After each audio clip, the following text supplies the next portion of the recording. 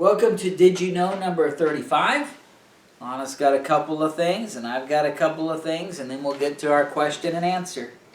All right, this is the one in the prior video I said that I actually stumped Eric. And some of you may know it, some of you may not. All right, we're going to go to, now this is not the one I'm talking about. It'll be the second one that I do. 1 Kings chapter 22. 1 Kings chapter 22. And verse 38. 1 Kings 22:38.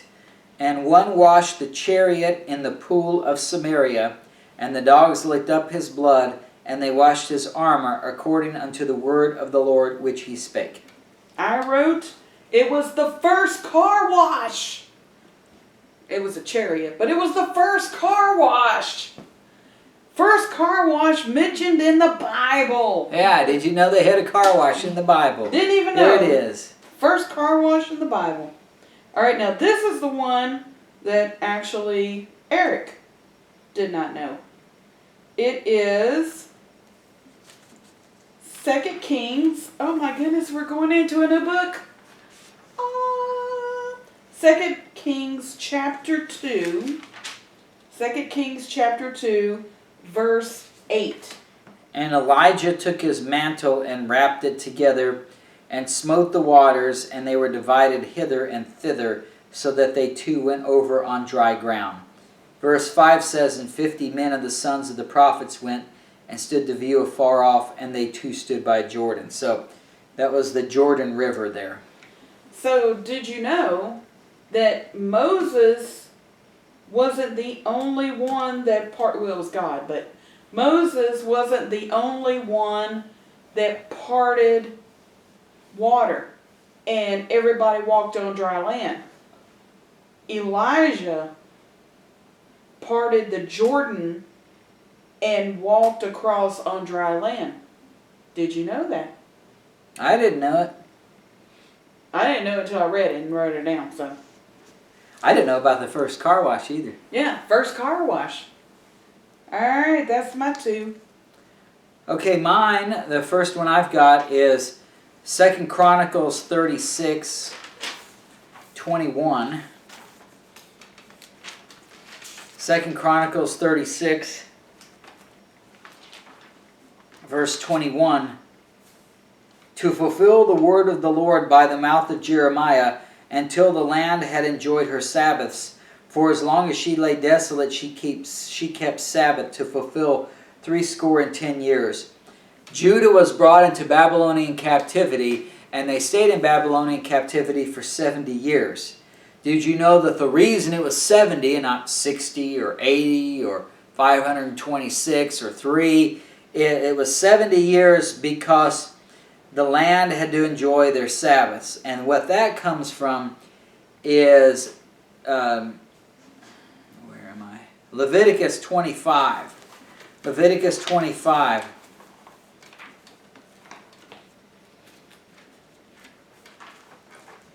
In Leviticus 25, verse 1, And the Lord spake unto Moses in Mount Sinai, saying, Speak unto the children of Israel, and say unto them, When ye come into the land which I give you, then shall the land keep a Sabbath unto the Lord.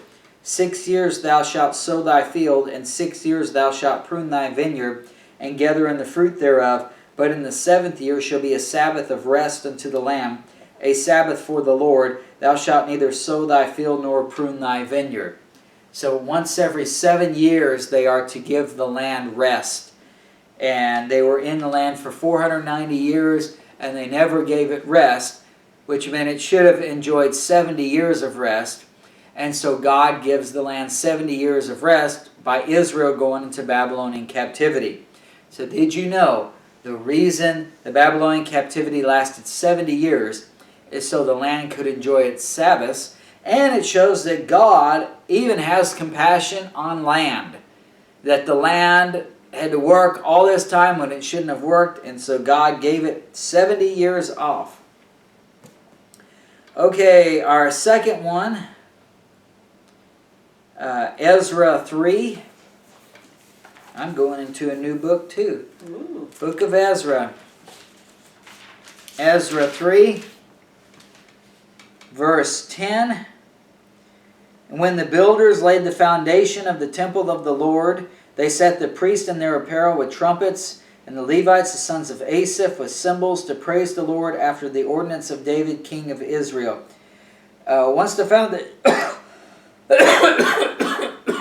foundation was laid, go down to verse 12, Ezra 3:12. But many of the priests and Levites and chief of the fathers, who were ancient men that had seen the first house, when the foundation of this house was laid before their eyes, wept with a loud voice, and many shouted aloud for joy. So, talk about different perspectives. You had some real ancient people who lived through the entire 70 years of captivity, and they had seen Solomon's temple and how wonderful it was. And then they saw this temple that was just being built, and they wept because they said, this is so much less glorious than the one that we used to have. But yet you had others who had never even seen that first temple, and they shouted aloud for joy because they said, wow, we've actually got a temple. We didn't have one before. So it shows it's all about perspective. If you recognize you didn't have one and now you got one, well, you think it's wonderful. But if you've seen the old one and how great it was, and then you look at this one and you say, oh, this is terrible. And so it just shows you different people's different perspectives. I thought that was interesting. Okay, our question and answer. Our question last time, what king led Judah to go against the Lord more than the Canaanites, whom God told Israel to destroy? The answer is King Manasseh. King Manasseh, 2 Chronicles 33. 2 Chronicles 33. I won't read it all, but those first 9 verses tell you how bad it was. Manasseh, verse 1, was 12 years old when he began to reign. It says in verse 3, for he built again the high places which Hezekiah his father had broken down, and he reared up altars for Balaam and made groves and worshipped all the host of heaven and served them. Verse 5, he built altars for all the host of heaven in the 2 courts of the house of the Lord. Verse 6, he caused his children to pass through the fire and the valley of the son of Hinnom. Also he observed times and used enchantments and used witchcraft and dealt with a familiar spirit and with wizards. He wrought much evil in the sight of the Lord to provoke him to anger. And verse 9 says, and this is the verse you needed to give me, so Manasseh made Judah and the inhabitants of Jerusalem to err and to do worse than the heathen whom the Lord had destroyed before the children of Israel. Israel got so bad they were worse than the country of Canaan that God told to utterly destroy for their sin. And our question for this time, I need the person's name and the book of the Bible and the chapter and the verse. Who plucked off the hair of his own head and beard? You talk about painful. I mean, this guy, it's a guy. Well, of course it's a guy, he had a beard. He just took the hair, his hair, grabbed it. He must not have been short like I have mine. And he just plucked it out. And then he took his beard and took it and just plucked it out. Plucked out his own hair and own beard. That had to have been painful. Who did it? And give me the book, chapter, and verse. All right, thanks for watching. Did you know number 35? 35.